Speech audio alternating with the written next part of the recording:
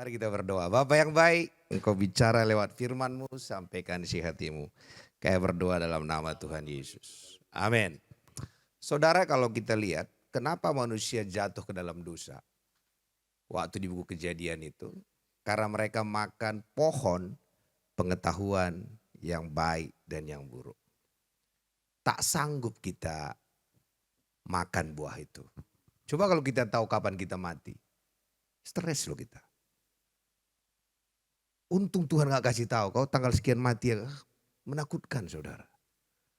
Atau kita tahu lagi siapa teman hidup kita pas kita lahir, stres kita saudara. Jadi sebenarnya pengetahuan itu banyak membunuh. Kita tahu lagi tas orang lebih mahal dari tas kita. Oh, terjadi saudara waktu kami di Medan. Orang tahu tas Pak Olga itu apa. Saya kaget. Pendeta hebat yang pertama dicek merek tas. Oh Tuhan, gue pikir. Enggak ada yang lain. Berarti dia, jadi pengetahuan kita itu waktu kita tahu orang lebih hebat dari kita. Hanya dua yang terjadi. Satu kita minder, satu kita sombong. Kita tahu lagi orang lebih, pokoknya masalah kita begitu besar, habis kita. Maka Tuhan bilang, pengetahuan ini tak sanggup kita. Oh terus apa yang perlu kita makan? Maka waktu Yesus datang dalam Yohanes 10:10 dikatakan, aku datang memberi hidup. Kehidupan itulah yang penting, bukan pengetahuan. Terus pengetahuannya gimana? Dari kehidupan itu. Kehidupan itu mengajarkan kita tanpa kita sadari, kita tahu. Wah agak menarik ini. Saudara pernah nanam mangga? Setelah itu saudara kasih kursus enggak? Pernah kursus pokok mangga semua supaya dia berbuah mangga? Jangan-jangan durian yang muncul. Enggak. Tidak akan. Tak ada kursusnya. Tapi pada saat dia belum berbuah mangga, jangan hakimi dulu. Jangan katakan dasar kau durian. Enggak. Kalau memang dalam diri kita ada kehidupan Kristus, kita pasti berbuah seperti Kristus. Kalau belum berbuah seperti Kristus, jangan langsung ditebang. Saya kasih contoh, kalau saudara ada anjing itu, kalau masih kecil, dia pasti tidak menggonggong seperti induknya. Dia waktu dia belum menggonggong, jangan langsung dibunuh. Kau kucing, enggak, tunggu dia besar. Dia pasti menggonggong tanpa kursus. Tapi hari-hari ini saudara, kita pengen diseragamkan semua. Doa diseragamkan, gaya hidup diseragamkan. Kita itu berbeda indah. Berbeda itu indah. Tahu saudara kalau ada orang Indonesia Idol, selalu dicari yang berkarakter. Berkarakter katanya kan. Berarti kan berbeda dengan yang lain. Ah, kehidupan dalam diri saya dan Pak Olga itu berbeda jauh. Saya tadi baru kirim ke Pak Olga undangan dari Pakistan. Itu ada itu Pak. Bapak lihat itu. Diundang dari Pakistan. Saya gak pernah jawab. Tapi kalau Pak Olga yang dapat undangan itu langsung diatur ini pertemuan kami di Pakistan ini. Saya pikir saya udah diundang ke Pakistan. Tahu saudara yang ngundang itu pengkhotbah televisi. Sekali ada 10.000. Tolonglah datang pastor. Dari dulu saya baru kirim. Saya gak pernah mau. Tapi pikir karena kehidupan saya gak ngatur-ngatur kayak gitu. Tapi Pak Olga tadi ngatur ini, wah cocok ini dunia kami atur setelah ini saya pikir. Jadi kehidupan dalam diri Pak Olga beda manifestasinya dalam diri saya. Dan saya nggak perlu iri dengan apa yang Pak Olga dapat. Memang kami berbeda. Dan karena kami berbeda, kami saling membutuhkan. Sehingga ke Amerika kayak gitu dalam otak saya, cepat ini 1000 gereja. Ada Pak Olga yang ngatur-ngatur. Ngerti kan? Jadi akhirnya waktu kita tahu manifestasi kehidupan dalam orang lain, kita nggak membanding-bandingkan. Kita berbeda, kesukaan kita berbeda. Dan kehidupan itu jangan pernah dikalahkan dengan pengetahuan. Saudara lihat dompet saudara kan, tak cukup untuk beli rumah besar. Oh, kehidupan dalam diri saudara jauh lebih hebat daripada itu. Semakin banyak saudara tahu soal sakit penyakit, semakin ketakutan saudara. Tapi dunia ini menawarkan pengetahuan. Itu membunuh kita semua. Maka sebenarnya kalau kita baca dalam buku Mazmur 37:4 dikatakan, bergembiralah karena Tuhan, maka Dia akan berikan kepadamu apa yang diinginkan hatimu. Ini kan bertentangan dengan dunia ini. Yang kita inginkan kita harus banting tulang, banting tulang, banting siapa-siapa supaya keinginan kita tercapai. Sementara Alkitab bilang sederhana, yang penting kau bergembira karena Tuhan, yang lain aku kasih. Sementara kita enggak, kita bergembira karena yang lain kecuali karena Tuhan. Dapat berkat bergembira, tak dapat berkat tak bergembira. Harusnya hidup kita hanya Tuhan saja dan biarkan Tuhan menyelesaikan pekerjaannya. Saya sama Bu Tia saya sering saksikan istri saya dulu waktu SMA itu tinggal kelas. Kuliah 7 tahun, berapa semester mah? 5 semester. Saya juara 42 di antara 43. Jadi apalah bisa kami andalkan berdua. Tapi ada kehidupan Kristus dalam diri kami. Itu yang mengalahkan semua pengetahuan itu. Amin. Jadi jangan kita mau dihakimi dengan dunia ini, ya kamu begini. Semua yang mereka bilang itu benar. Memang benar, istri saya nggak lulus kedokteran. Itu fakta. Kuliah 7 tahun semester 5 kan samalah kami. Saya juara 42 di antara 43. IPK saya hanya 2,58. Terus apa yang bisa kami andalkan? Kehidupan itu. Ada kehidupan Kristus dalam diri kami. Dan ini ke Amerika, saudara. Wah. Berapa orang? 10 orang, oke. Enggak masalah. Berapa tiket? 200 juta, siap.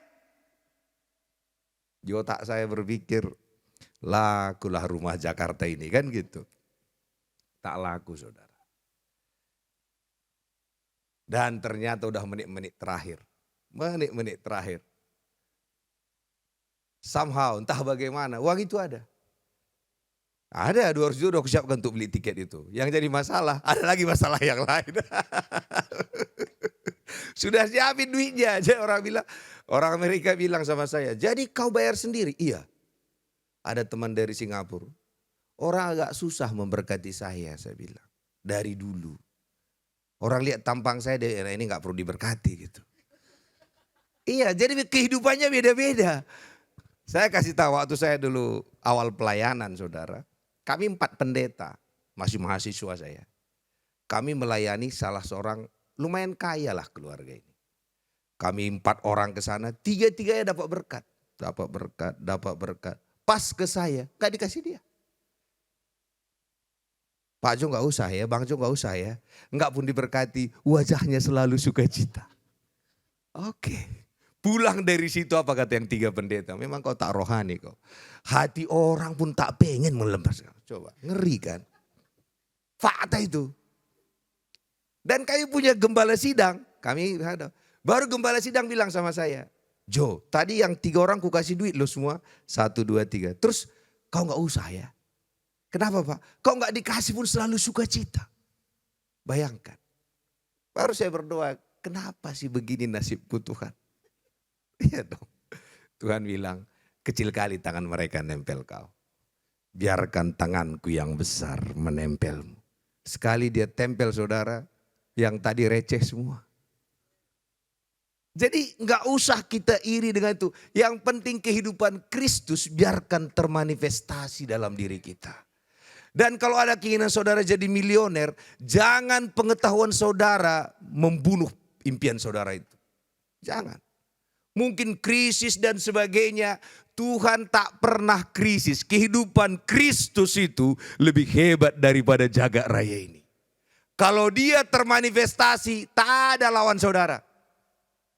Ini kenapa tak termanifestasi? Kita lihatlah dompet kita, lihat tampang kita, lihat masa lalu kita. Memang semua tak jelas.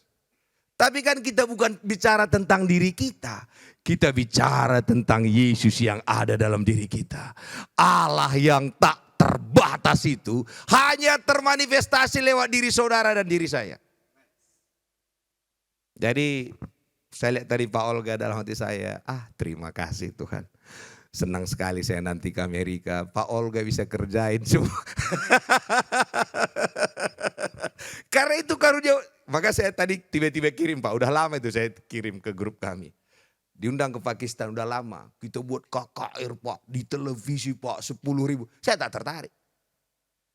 Karena harus kan diatur-atur itu kan. Saya malas ngatur-ngaturnya. Saya khotbah boleh lah, ngatur-ngaturnya. Gak cocok saya pikir. Diundang lagi ke Palestina. Orang kan ke Palestina pengen khotbahin Yahudi, pengen khotbahin orang Palestina kan. Pendeta ini bilang sama saya, Pak Jo datang saya siapkan 1.000 orang. Pendeta Palestina, pendeta Yahudi, khotbah, Bapak tinggal khotbah saja. Tak datang saya. Anaknya dibuat jadinya nama kayak saya, Johanna nama anaknya.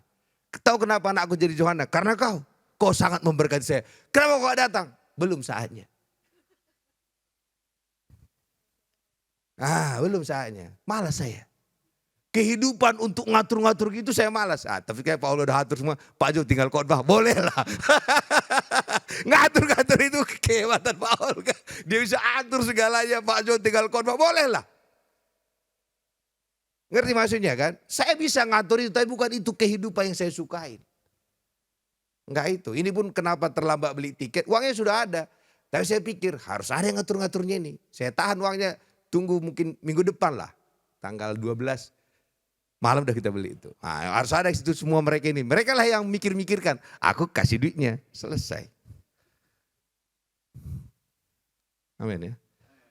Ya enggak. Kita kan memiliki kehidupan. Makanya saudara. Dari dulu saya enggak pernah iri sama Pak Niko. Suara dia bagus. Suara saya jelek. Dia asal gini katanya langsung musik kan. Saya mana ada. Makanya kalau saya khotbah. Kan saya enggak ikutin penyembahannya kan. Saya langsung aja tutup aja. Amin.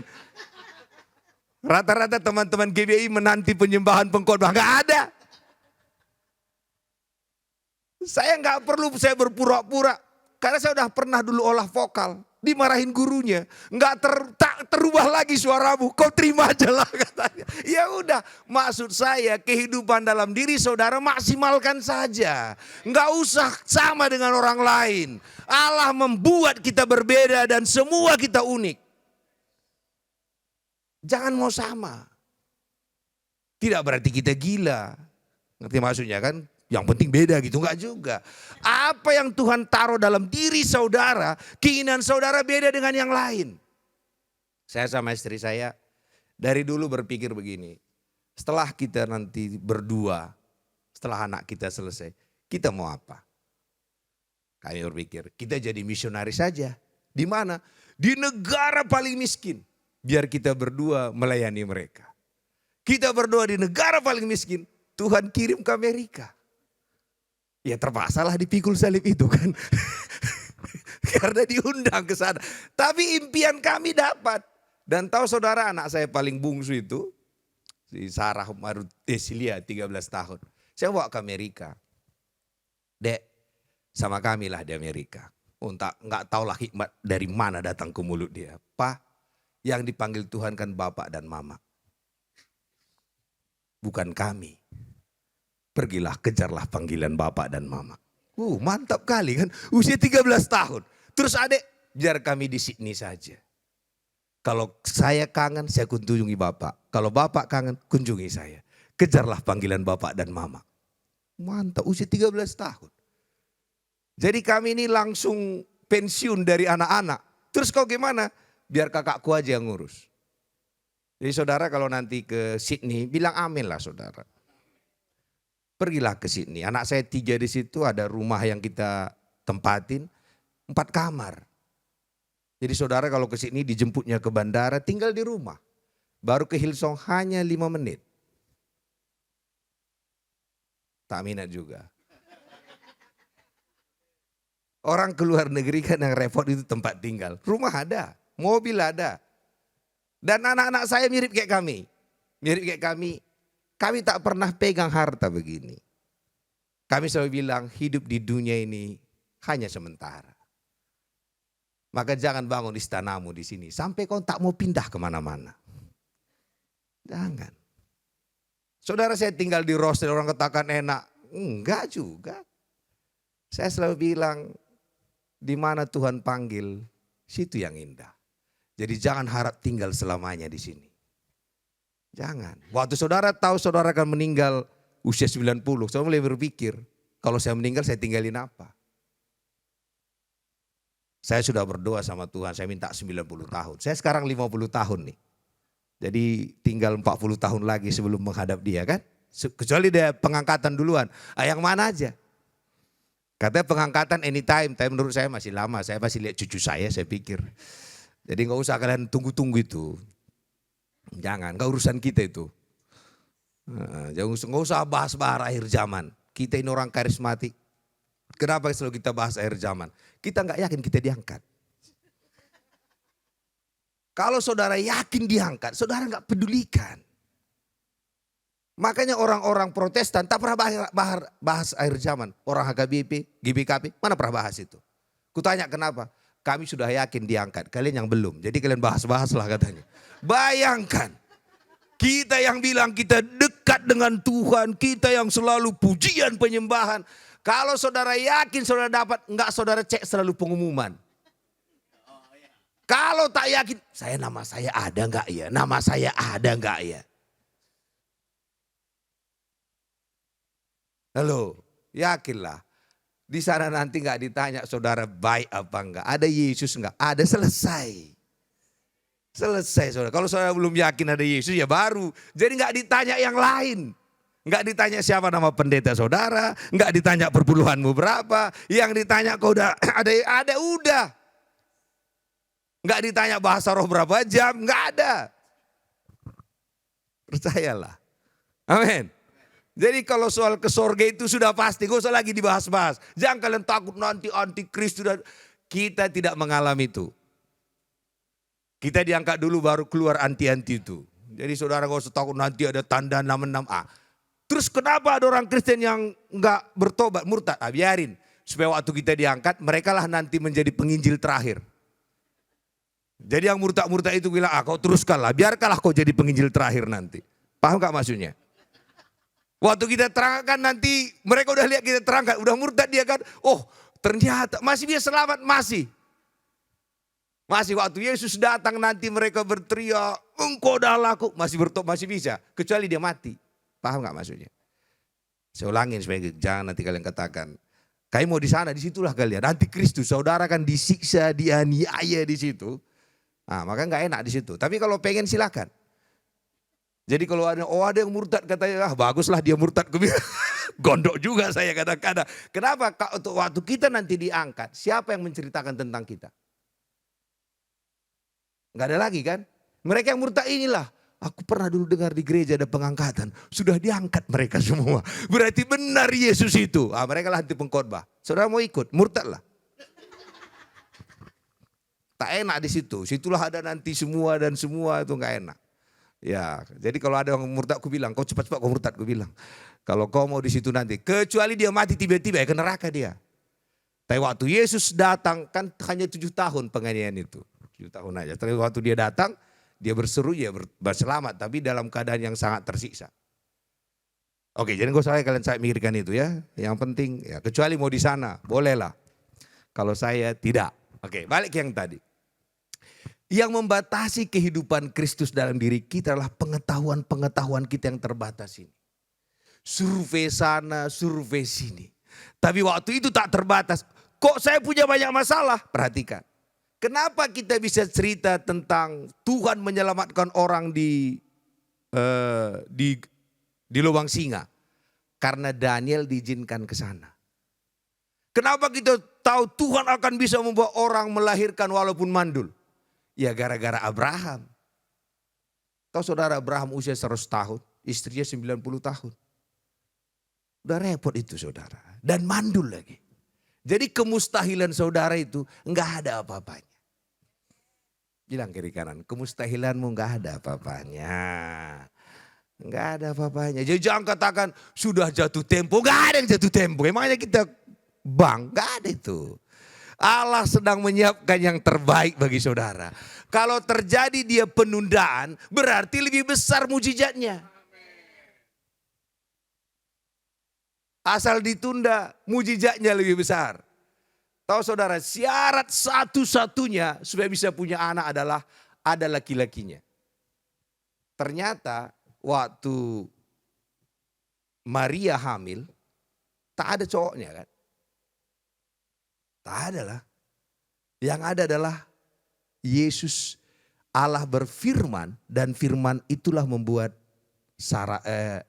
Maria hamil. Hari ini tak ada syarat apapun, saudara tetap percaya. Karena Yesus bisa membuat dari yang tidak mungkin menjadi mungkin. Yang penting sepakat.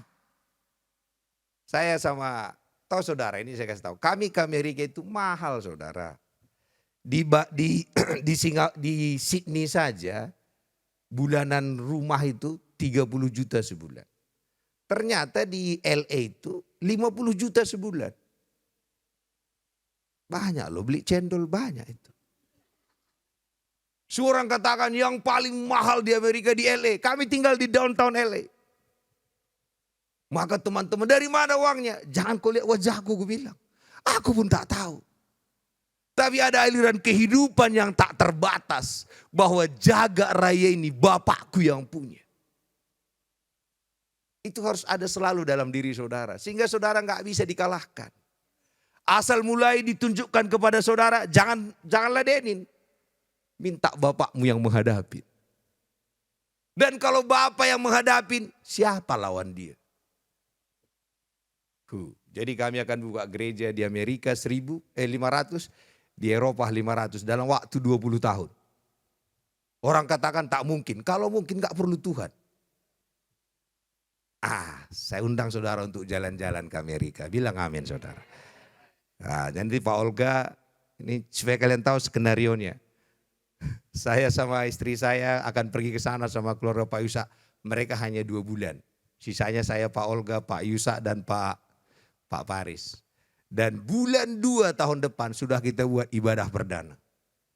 Waktu mereka pulang ke Indonesia, saya harap ada yang kalian berangkat juga ke Amerika.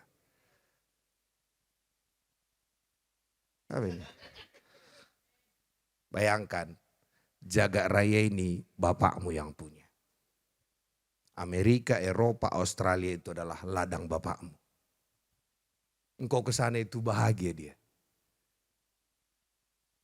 Kita lihat ya waktu baru kejadian. Apa kata Tuhan kepada Adam? Kuasailah bumi, taklukkanlah itu.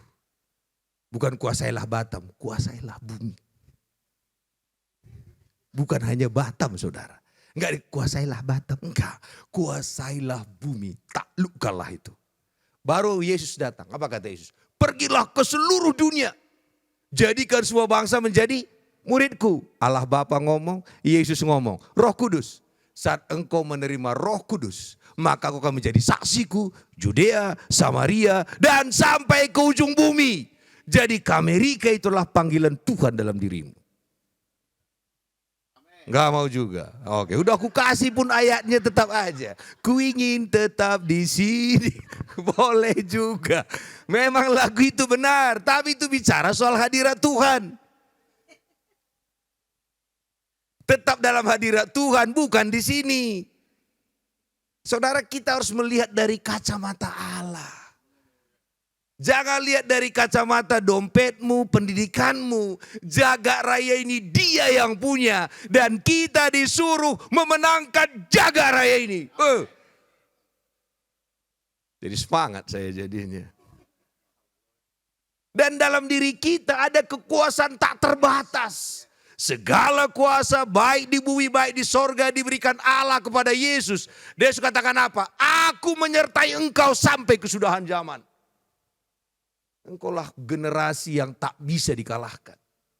Engkaulah angkatan yang gak ada lawannya. Jangan lagi bangga, inilah zaman-zamannya Elia. Lewat. Pencipta nyawa Elia tinggal dalam dirimu. Amen. Jangan lagi nyanyikan lagu itu. Siapa pencipta Elia? Allah kan? Allah tinggal dalam dirimu. Segala kuasa dia pegang. Dan pengurapan tak pernah berkurang. Siapa menghalangi kita? Pengetahuan kita.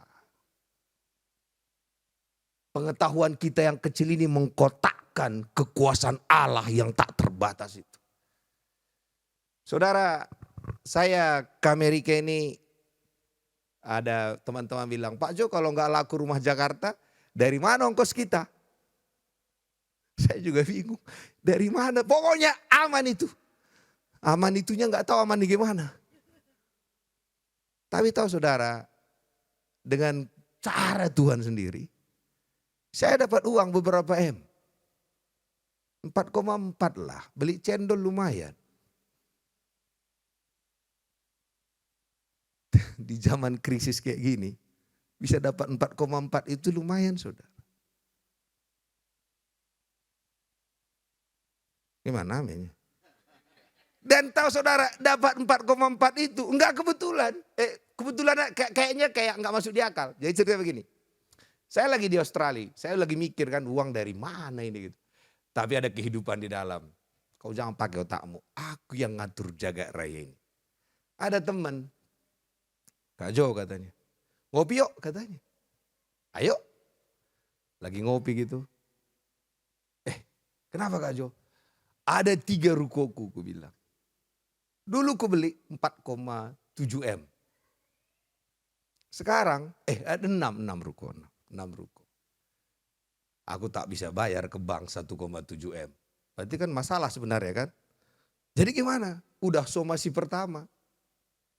Jadi dia mau tempel di ruko saya itu bahwa itu mau diambil bank. Yang berapa utang Kak Jo? 1,7. Kan jadi masalah sebenarnya kan. Datang dia. Diteleponnya orang bank itu. Boleh nggak tunda pembayaran Bapak ini? Jangan dulu kalian tempel. Oke. Akhirnya kami ketemu di Batam. Orang banknya ambil somasi kedua. Somasi kedua datang kawanku ini. Kak Jo, aku lagi pikirkan gimana cara keluarnya. Coba kita hitung dulu harga ruko kakak ini katanya. Dihitunglah harga ruko itu. Ternyata dulu 6 ruko 4,75. Sekarang 3 ruko 4,4. Dia bilang, gimana aku beli aja ruko Kak Jo ini. Kapan kau beli? Ya sekarang lah. Ketawa. Terus ada uangmu bilang, uangku pun tak ada juga. Cuman aku juga berharap dapat duit katanya. Tahu saudara, setahun sebelumnya saya sudah bilang sama orang bank, saya akan lunasi itu.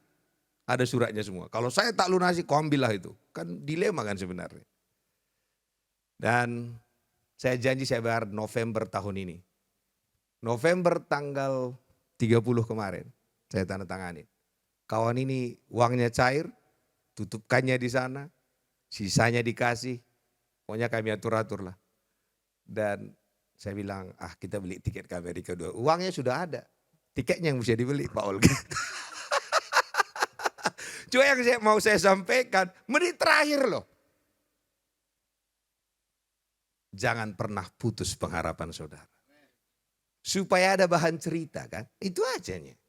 Semua masalah yang saudara hadapi itu tidak pernah di luar kendali Tuhan. Hanya supaya ada bahan cerita saudara setelah keluar dari sana. Karena itu bermimpi besarlah supaya besar cerita saudara. Amin. Kalau saudara cerita kecil, nama Tuhan gak dimuliakan. Cerita besar lah. Oke, mau saya tahu Pak Jo, oke, saya ceritain sama saudara. Saya dulu miskin sekali, saya di Batam ini gak punya apa-apa. Kami dulu makan kucing, makan anjing dan sebagainya. Tapi tahu yang gak pernah berubah, omongan saya. Bapak kita kaya. Jagat raya ini dia punya. Dan terbukti, kami akan ke Amerika, anak-anak di Australia. 2 benua kita kuasai. Tadi udah ngomong-ngomong, kita akan ketemunya, kalau kita ketemu di Indonesia saja. 3 benua kita kuasai. Terakhir sama Pak Yusak, kita kuasai aja 5 benua. Orang lihat tampang kami, jangan lihat tampang kami. Pemilik jagat raya ini tinggal di dalam. Don't play. Dan dia akan keluar lewat perkataan kami. Semua yang kau bilang itu benar. Tapi yang dari dalam ini kebenaran. Itu yang gak tertahan itu. Apalagi katanya, kau kan tidak kudus, saya dikuduskan. Kau tidak benar, saya dibenarkan. Engkau sakit, aku disembuhkan. Dan dia katakan apa? Siapa yang sanggup melawan dia? Dan dia ada dalam diri saudara. Dia bertahta, mari manifestasikan itu. Dan dia beda-beda. Saya enggak mungkin lah saya berdoa, Tuhan rubah lagi lah suaraku. Enggak lah. Biarkanlah Pak Olga aja. Saya nggak lagi bilang Pak Olga bisa atur. Enggak, biarkan Bapak ini aja. Kerjaan saya gini aja sudah. Saya bahagia dengan memanifestasikan Kristus dengan model saya ini. Dengan model saudara juga sama. Jadi nggak usah sama-sama dengan dan nggak usah dibanding-bandingkan. Karena kita berbeda semua. Iya, lagu itu pun katakan nggak usah, nggak ada yang sanggup dibanding-bandingkan. Maka anak kita pun berbeda-beda. Anak saya 3 ini beda-beda 3-3-nya. Yang 2 selalu khawatir, selalu pengen nomor 1. Tapi yang 1 selalu santai saja. Tak pernah dia khawatir. Gimana Pak? Gimana Jo?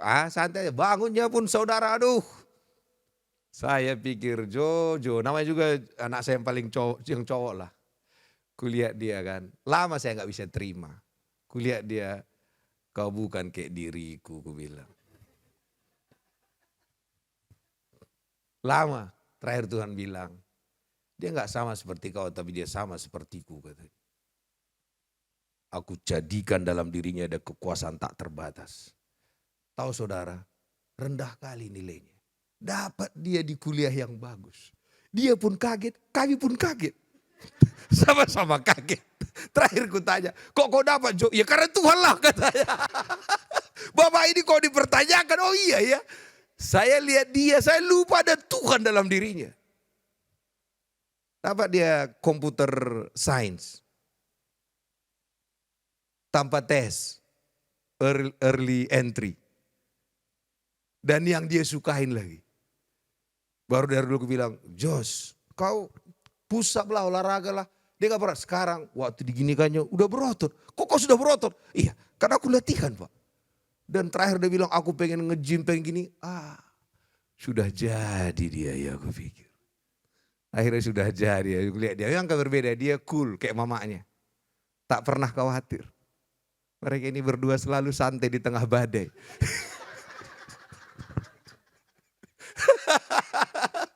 Tapi ada saya yang 2, yang cewek itu enggak. Selalu pengen nomor 1. Tak mau nomor 2 itu. Fight. Tapi kalau yang ini, gimana nilaimu Jos? Masih ada yang lebih rendah dari saya. Hari ini saya bertobat, saya oke. Pengetahuan, siapa dirimu termanifestasi. Tahu saudara, dia ini, anak saya yang cowok ini. Semua kan mereka ini gereja di Hillsong. Tapi anak yang cowok, ibadah selanjutnya di gereja bule. Hanya dia orang Asianya, bule semua. Kok bisa Jos? Bilang, baru nyaman di situ Pak. Dalam hatiku, oh mantap juga anakku ini. Jadi saudara, terimalah anak kita padanya. Mereka berbeda. Yang penting munculkan Kristus dalam dirinya. Impian mereka juga berbeda. Dan jangan paksa dia sama kayak kita. Dia berbeda. Saya paksa dulu anak saya yang cowok sama kayak saya. Saya bertobat, enggak lah. Dia yang berbeda, sangat berbeda. Saya lihat dia, saya lihat mamanya. Sama dengan istriku, ya udahlah. Jadi anak saya yang 2 bilang, ini anak mama ini. Ya udah saya bilang, Dan cara menjangkau mereka bertiga beda-beda. Tapi bagi saya udah enggak penting itu. Saya bilang, Kristus dalam dirimu. Dan tahu saudara, 3-3-nya ini kan saya nggak mau sekolahkan pendeta. 1 hukum sama akuntan anak saya yang cewek. Yang 1 computer science, yang bawahnya pengen manajemen. Terus nanti akhir hidup kalian gimana? Kalian pengen jadi pendeta Pak. Kenapa? Ternyata enak jadi pendeta. Kehidupan itu ada dalam diri mereka. Aku bilang, aku kan gak suruh jadi pendeta. Ya kalian pengen jadi pendeta Bapak, kenapa? Anak saya yang paling bungsu khotbah terus di sekolah. Kenapa khotbah terus? Asik Pak, melayani orang. Wah enggak saya pernah ajarkan, saya enggak pernah suruh saya jadi pendeta. Enggak. Saya suka bilang, kalian bersama Yesus, terbanglah bersama dengan dia. Ujung-ujungnya pengen jadi pendeta juga. Kan banyak orang kan, kok enggak, anak saya enggak mau, saya pengen jadi. Maka saya bilang kalian ke Australia, terbanglah berpetualang bersama Bapak kalian di sorga itu. So, mereka bilang mungkin kami nggak pulang ke Indonesia. Nggak apa-apa, kampung kita di sorga kok. Kalau kami nanti meninggal, kuburkan kami di Amerika. Jangan kuburkan di Tiga Lingga. Jaga mulai mindset saudara berubah. Batam ini bukan tempat lain. Memang kita lahir sini tapi kita berasal dari surga. Dunia ini Allah percayakan kepada kita. Karena itu nanti izinkanlah kalau kami jalan-jalan sama Pak Olga. Siapa tahu Tuhan panggil dia ke sana demi mengamankan Amerika dan Eropa. Lepaskanlah.